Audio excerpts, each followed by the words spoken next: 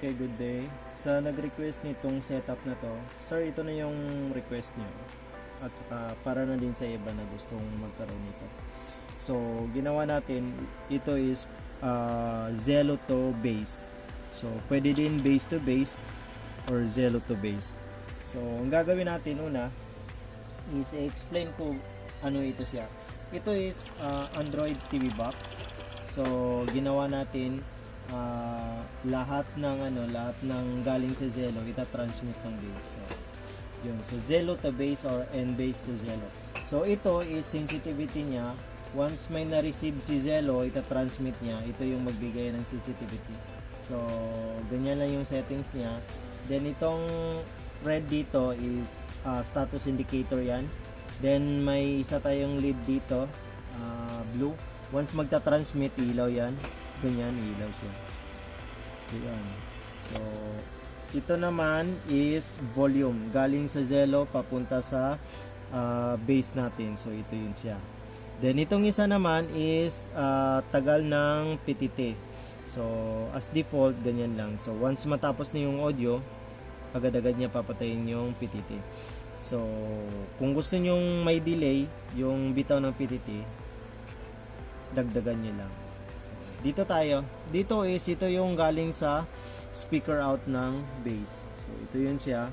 So, pag hindi kayo gagamit ng Zello, gusto nyong bass to bass, receiver, tapos transmitter, ito ita-transfer nyo lang dito. So, ito yung connection nito, speaker out nung receive.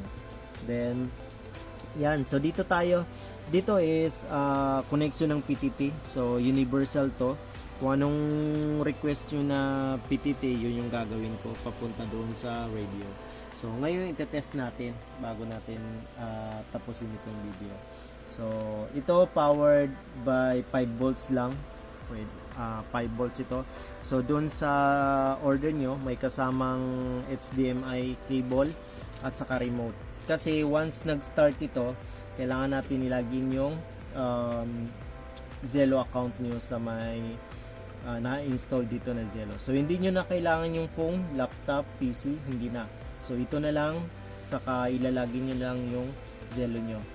Mas mabilis kung may monitor kayo, need yung monitor doon sa first setup, at saka better kung may tawag nito, keyboard at saka mouse kayo. So, may mga available pa dito na pagsasaksakan nyo ng mouse at saka keyboard. So, yan. So, itatry natin ngayon. So, na-setup na yan. So, i-explain ko sa lahat ng maka-avail. Ibibigyan ko din kayo ng video tutorial kung paano sa i-setup. Tapos, i-assist ko yung throughout hanggang sa ma-setup nyo ng maayos yung Zello to base nyo. So, try natin. So, kailangan pag nag-transmit ako dito, maririnig natin sa may radio. So, try natin. Check 1, 2, 3, 4. 1, 2, 3, 4. Yan. So, ulit.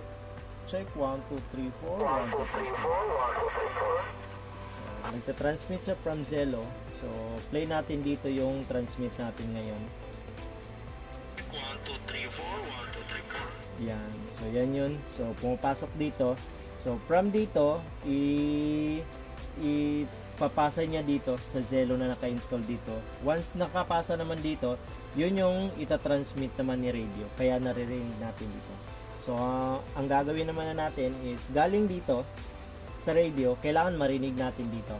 So, once nag-transmit tayo dito, marireceive nung base natin kung saan ito nakasaksak. Yun naman yung ipapasok na sa Zello, yun yung maririnig natin dito dapat. So, check natin.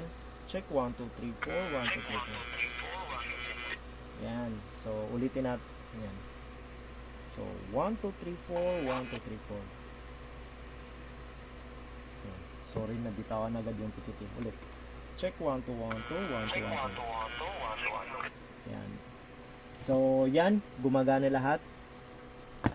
So, ito. Ganun lang sa kasimple. Isasaksak nyo lang ito sa base nyo. Ito. Then, ito sa likod ng base. Speaker out nung base na nagta-transmit ng galing sa Zello.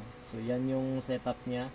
Then, need nyo lang, since Zello need nyo lang internet. So ito naka wireless connection to, pero better kung malapit lang sa modem nyo, sa ISP provider nyo or internet service provider nyo like PLDT or Globe, i-cable nyo na lang para stable yung connection. So yun lang yung setup natin. So maliit lang siya, hindi nyo na kailangan ng phone. Ang ano nito, advantage nito, pag phone kasi, pag malolobat, i-charge nyo naman, tapos ilalagay nyo naman, hindi kasi pwede pagsabayin kasi masisira yung battery ng phone nyo.